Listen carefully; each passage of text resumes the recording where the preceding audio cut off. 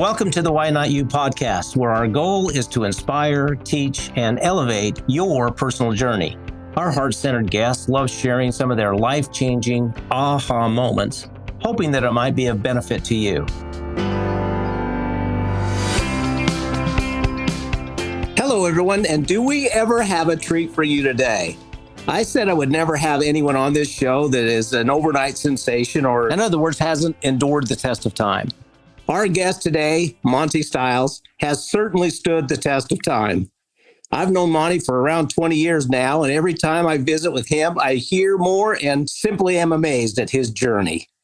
Monte was an assistant United States attorney for the District of Idaho for more than 30 years. He started off with some petty crimes and later in his career traveled the world as a key prosecutor for international drug lords, gangs, cartels, and much more. Monte, thank you for taking just a few minutes of your time to share with us some of your insights and the wisdom that you've gained over the years. Glade, thanks so much for having me on your program. It's an honor for me to participate with you, and I hope that together we can provide listeners with something that is valuable in their lives. You know, before we dig in, Monte, let's just take a few minutes and share with us, if you will, about Monte growing up and what it was like at the Stiles household. Yeah, my life growing up was somewhat like yours. I grew up in a small town in Idaho. I lived on a small farm with 4 brothers and sisters, mom and dad. My mom's parents lived next door my entire life. My dad's parents lived across the alfalfa field. The only reason for this is we all liked each other. So my entire childhood was filled with family, and I was always within cookie baking, smelling distance of some kind. I have to say that growing up in Emmett, Idaho, surrounded by family and wonderful friends, I lived the life that every child should be able to live. Sadly, that's not true, but I did. And by the time I left for college, I'd had many wonderful experiences. In terms of occupation, my first memory of knowing or thinking what I wanted to do in my life came at a very early age. I'm not sure when, but it was something to do with Roy Rogers and Gene Autry, which dates me very, very badly. It was whether old movies or whatever, but these people riding on steeds and chasing bad guys and saving the innocent just really appealed to me. And I remember the day I realized that I was never going to be Roy Rogers, partly because I couldn't sing at all, but partly because it was a different age. I cried. I was so young. I just cried about that. My second memory of occupational interest came about as a result of shows about the ocean, one being Jacques Cousteau. And back in the early days, he started to show us these wondrous things about the ocean. And I got the idea that I would be an oceanographer. I was naive because of my age. And I asked my mom one day how far away the ocean was from Emmett, Idaho. And when she told me, I burst into tears again because I realized that Emmett was very far away from the ocean. And I could not imagine how I was going to work every day and still be at home. That was kind of the way my brain worked. And so that kind of ended my oceanography career. My next memory actually starts probably before oceanography did.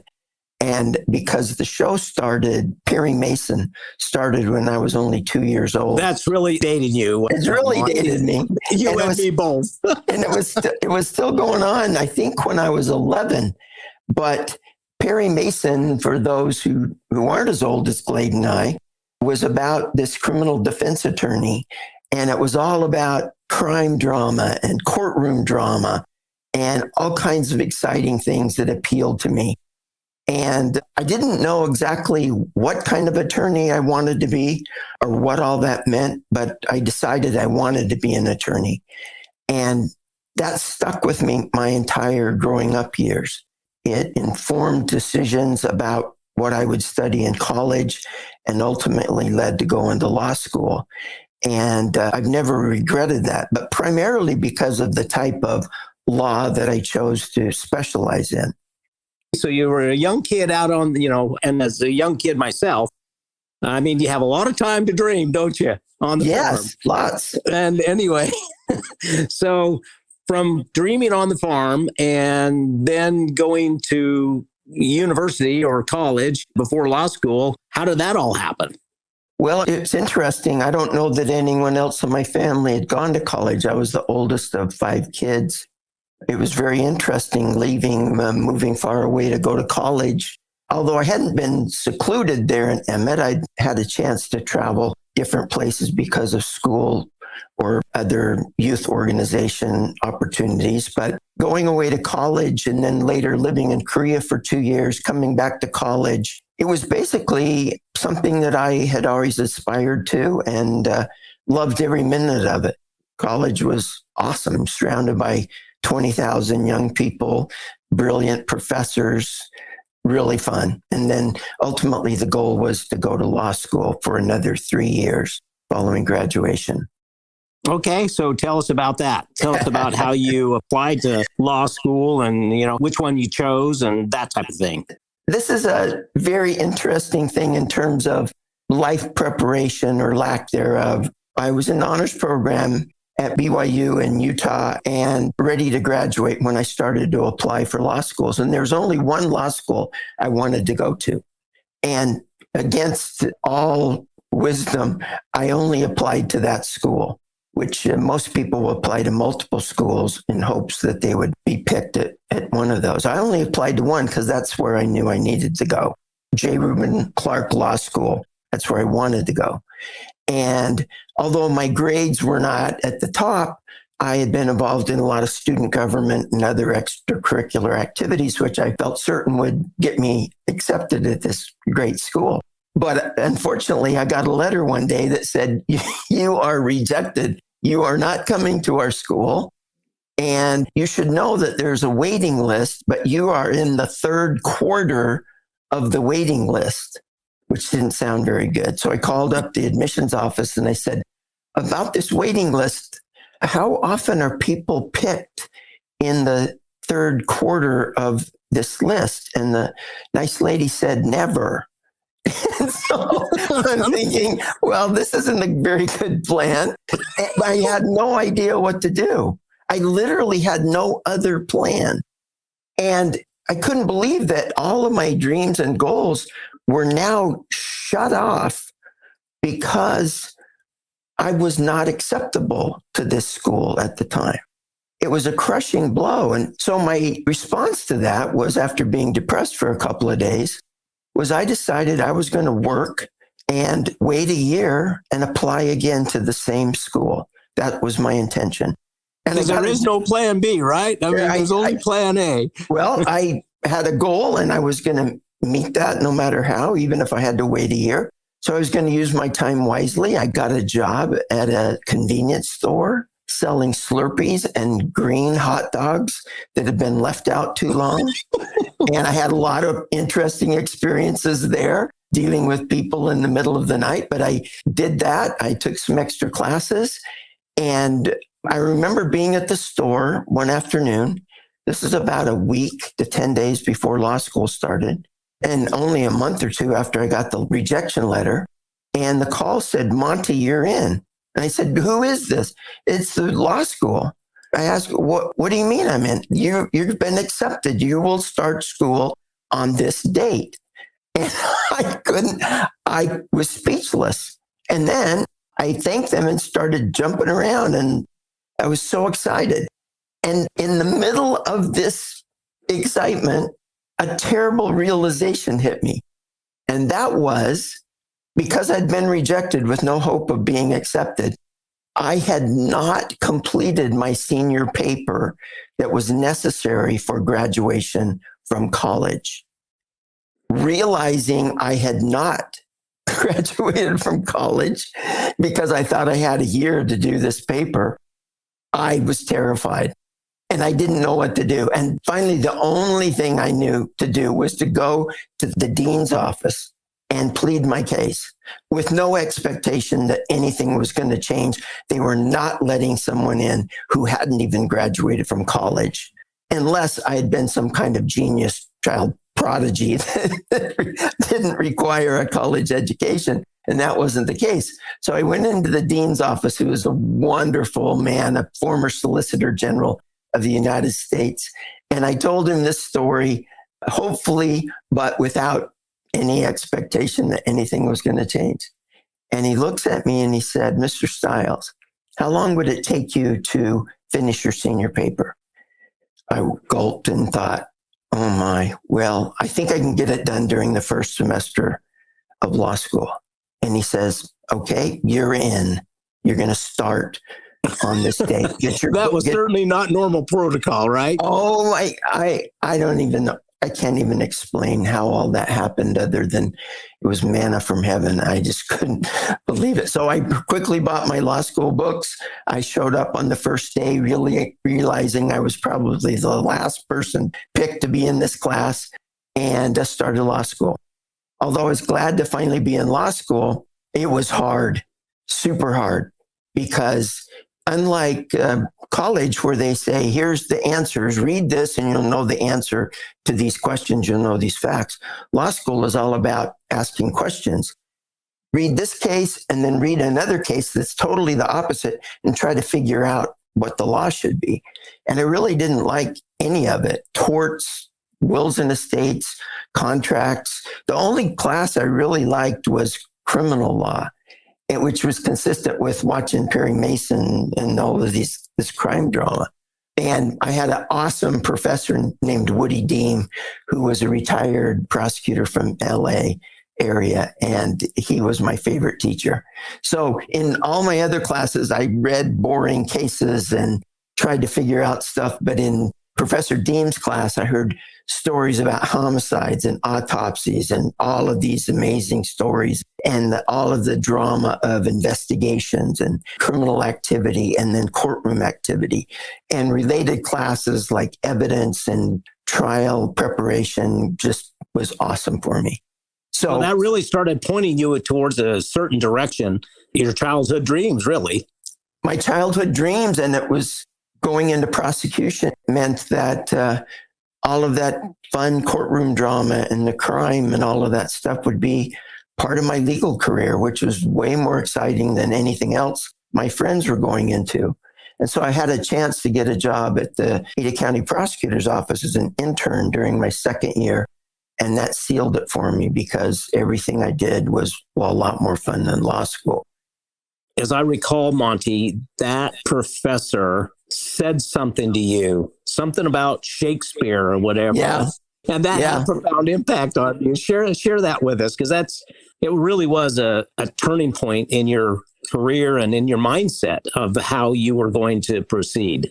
Yeah. After being at Ada County for a summer and seeing what really happens there and you see the underbelly of society when you're a prosecutor or work in law enforcement. And so when I came back and was seriously considering making that my career, I went to Professor Deem and I said, Professor Deem, you've dealt with all of these serious criminals over your career.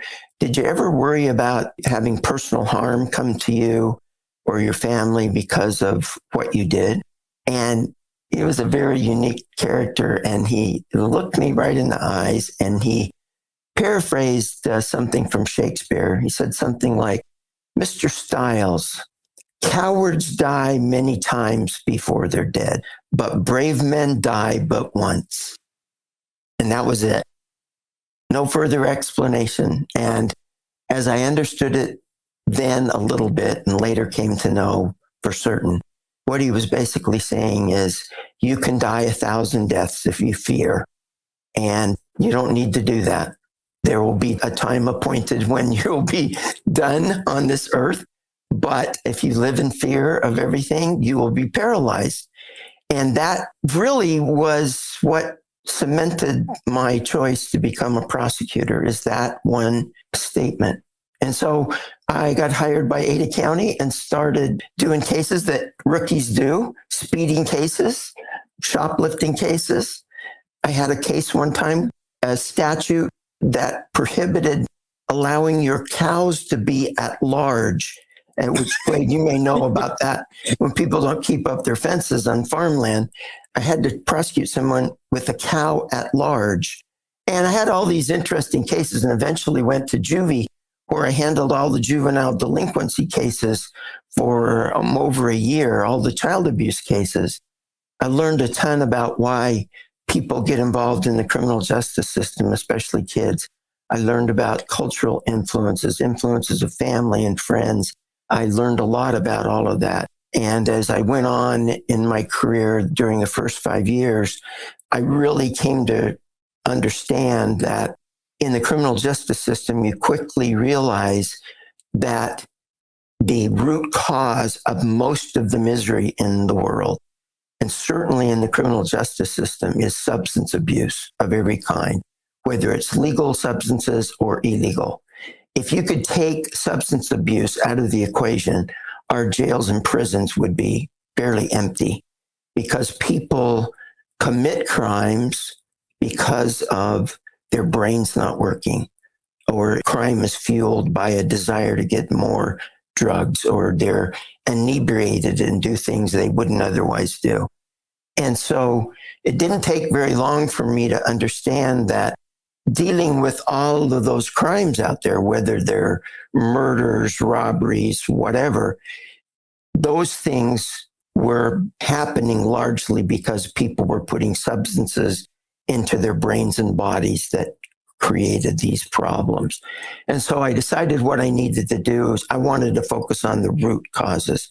Instead of hacking leaves off here at the edges of the banyan tree, I wanted to get to the roots. And so I began to specialize in drug cases. And quickly we developed a drug task force, and we started doing wiretaps and other things that had never been done before, had a great team of agents, and started working on these huge drug cases. And 5 years later, I was offered a position with the United States Attorney's Office, which is the federal prosecutor's office in Idaho, to lead the Organized Crime Drug Enforcement Task Force, which is a fancy name for a group of agents, prosecutors, analysts who identify and prosecute, investigate and prosecute large-scale drug trafficking organizations.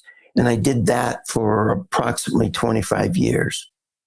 And you said, Monte, that you really wanted to get down to the root of the problem, the cause, and that's when you started to do a lot of teaching. I know you did. When I first met you, you were doing a lot of teaching and at high schools and church groups and civic organizations, trying to educate people about the perils of substance abuse. Yeah, as a result of investigations, we did everything from multi-state, multinational cartels to an LA gang case to outlaw motorcycle gangs, international drug smugglers. I had the best team of agents, DEA, U.S. Marshals, FBI, others. And we went all over the world chasing drug cases that had some connection to Idaho. And in the federal system, when you're dealing with large quantities of drugs like we were, the penalties were very severe. So if you got caught with a lot of dope, you're going to go to prison for a long time. And the only way for a defendant in the federal system to reduce their sentence is to cooperate. So I had the unique experience of being involved in these major investigations and ultimately talking to the very people we had arrested, because they had to tell us what they'd done, why they'd done it, who they did it with, all of those things. And so I had this very unusual, interesting career where I would spend our time investigating what people are doing and then later hearing out of their own mouths what and why and how they did it all. And so I got a very keen understanding of how that world works. And a lot of our witnesses were addicts, other drug dealers, smaller time drug dealers. And so it got to the point where I realized that I knew as much as someone could possibly know about this world without actually being in it, along with my case agents. And I felt this great need to reach out and help educate people about what all of this was about, what was happening, number one, Most people have no idea of what's going on in their community. They read a headline here or there, but they have no idea how pervasive it is or how damaging it is, how many kids, families, communities are impacted. So I started reaching out and doing drug prevention. And it didn't matter what group it was. It could be a fifth grade class, could be a Boy Scout troop. Started doing that, loved it. Later started developing into bigger audiences. It started turning into all school assemblies in a gym or an auditorium. And I would get on stage for an hour and tell them about all of the different kinds of drugs and what they did to you and how they impacted other people, and try to help people understand why this is not a path they want to go down. I loved doing that. And fortunately, I had a job that allowed me to do that whenever I had time. Well, that's amazing. And I know that's, when you were traveling around the world and whatnot, you picked up a camera and you started to kind of, use that to see things a little different way. Can you expand on that a little bit? Sure. I'm kind of an accidental photographer. That was never my intention to do that as much as I do. I was about 20 years into my career after being at numerous homicides, autopsies, having people threaten my life, having FBI agents surrounding our house to protect us during certain trials. My brain at that point was filled with the worst part of humanity. Images, stories, experiences that filled my brain. So at the point my kids were all gone, married or off to college, and Sandy and I were home and just basically go to work, come home, go to work. I woke up one day realizing that my view of the world was rather dark. I felt depressed. I felt like there wasn't much light in the world, that my experiences were, there are a lot of bad people and a lot of bad things happening. And when this happened to me, I realized this was not my nature to feel this way. And I knew I needed to do something else to get me out of this. And so I decided to pick up a cheap film camera, which again dates me, and I started taking pictures. It changed my life. Because instead of walking around hunched over thinking about all the awful things going on in the world, when I looked through the lens of a camera, it caused me to look for everything that is wonderful and unique and beautiful. Things that I started to discover again. It brought me back to my childhood when a child's life is full of wonder and awe. Everything is awesome.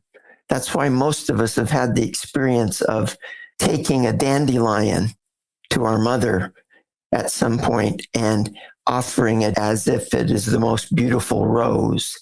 And if you have a good mom, she accepts it in the same way.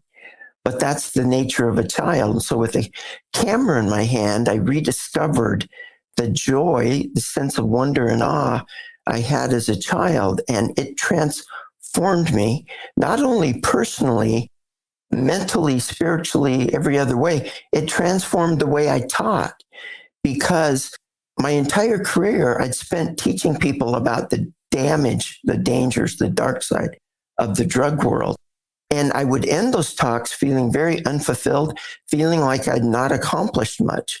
But when I started taking pictures and the world opened back up to me, I would still explain many of the same things, but I would finish every talk showing pictures of the things that I had seen, the wonders of the world, from a macro of dewdrops on a flower to a magnificent canyon to mountain lions I've encountered, to all of these things. And so that point, the nature of my teaching went towards giving facts, but then trying to inspire.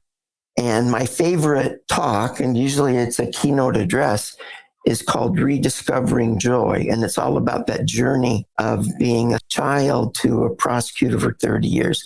And then in my later years, rediscovering joy through the lens of the camera. And so now, every minute I have that I can, I've got a camera in my hand and documenting things I get to see And I look for those things every day.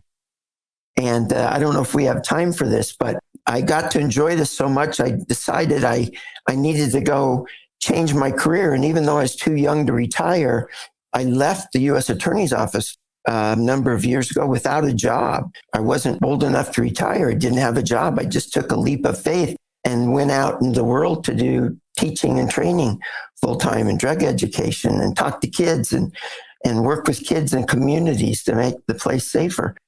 And this has given me a lot of other opportunities to do photography. But probably another turning point in my life I'll tell quickly is the first 5 years of that, I spent in and out of airplanes and airports and trying to make a living giving talks. And I'd fly in, give a couple of talks and go home. And it was a very stressful time. Although I loved time on stage, the rest of it was kind of gruesome and stressful because it wasn't a steady income. I remember about 5 years into this, I was at an airport. I was at Chicago O'Hare, sitting pretty much by myself, waiting for a plane that was late. Hardly anyone around, and I was in front of those moving sidewalks, and every once in a while, someone would come by, and I'm just tired sitting there. This weird, strange thing happened, and a voice was in my head that said, "Stiles, you are a fraud." It just came out of nowhere. And I didn't know why. And thinking about it, these words kept coming. And basically, what I was hearing was, Monte, you're a fraud because you are not authentic. You are not living the life that you tell others that they should live to have joy. You're running around doing all this stuff, and you stopped doing any of those things, all of those things that those adventures, those experiences that brought you joy. You are a fraud. And right there, I decided if I didn't have authenticity in what I was saying, I was worthless as a speaker. And so I decided that everywhere I went, every chance I had, I was going to build into my work a new adventure, a new thing to do, see, experience. And those things were going to be the basis of future talks, not something that happened 5, 10, 15 years ago. And that changed my speaking again, because not only was I rejuvenated in terms of my life, I had new stories every time. So it was always fresh. And I could go and feel authentic, real. It gave me a lot of opportunities to share what's going on right now. Outside this building, there is this thing that you need to see, that you should experience. And the end of every talk now is, regardless of the subject matter, and I speak on a lot of different subjects, the end of the talk is, these are the things that I've seen in my life and continue to see. The world is full of beautiful things, amazing things, people, creatures, opportunities, adventures, and we live in a universe that is infinite. And one of my favorite things to say at the end is, the drug culture brings none of those things to people. The drug culture has people that live in this infinite universe where their focus of their life narrows until it's like a pinpoint of something, a drug, an obsession, an addiction, and that's all they can think about. And that's one of the saddest things I know about some humans. And so the answer to that, let go of that and look around to everything around you. And it's life-changing. How could we ever be bored in such a beautiful world and an infinite universe to be explored? That's the real message. And that has saved me, and I hope influences other people to realize that life is awesome. Well, I'm absolutely certain that the audiences and the corporations and whatnot that you speak to, and they're getting some great value there, Monte. And to have those tipping points in our life that point us in different directions and kind of those aha moments, and to be present in the future, those are really, really cool things. thank you for taking the time to share with us today. And I'm honored to know you as a friend and to know you as a human being and all the positive things that you're doing in the world. And so how do other people get a hold of you? And by the way, the photography that you have is absolutely amazing. And I have my house filled with several of those pictures and whatnot, and I just love it. So how do people get a hold of you for either photography or speaking or, just to reach out? Well, you say I have good pictures. I don't take any credit for that. When people say I have beautiful pictures, I don't take credit. I tell them that God made it. I just took a picture. And that's how I actually believe. But I have a website that is both for photography and speaking. It's www.montestiles.com. I'm sure you'll have it in the notes. Yep. That's my website full of pictures of all kinds of things. I sell pictures, but my primary purpose for having that is to share that with other people. That's my main purpose. There's a section, speaking and training button at the top that explains what kind of things I do there, and they can reach me. I'm Monte at montestiles.com. My phone number, other information is on my website. And I have a Facebook page, which I use primarily to show pictures and tell stories. The pictures are way more meaningful when the story behind them is told. And I love doing that. So Facebook page, if you want to put that on the link, I've sent you also. But I would love to have more friends. And I've got a story in my brain right now that just happened that I'm going to finish and post here in the next few days. But Glade, thank you so much. And I appreciate you allowing me to be on here. The feeling is mutual, obviously, and I know you're doing wonderful things and making the world a better place. So thank you for sharing your time with me and with many others. Thank you, Monte. Thank you. We'd like to thank our guests for sharing a part of their experience with us on this episode of Why Not You? Also, we'd like to thank Mix It 6 Studios for producing, editing, mixing, and creating our great music for this podcast. But most importantly, we'd like to thank you for listening. Be sure to leave a review on your favorite podcast platform. Also, be sure to subscribe so you don't miss our next episode of Why Not You? See you next time.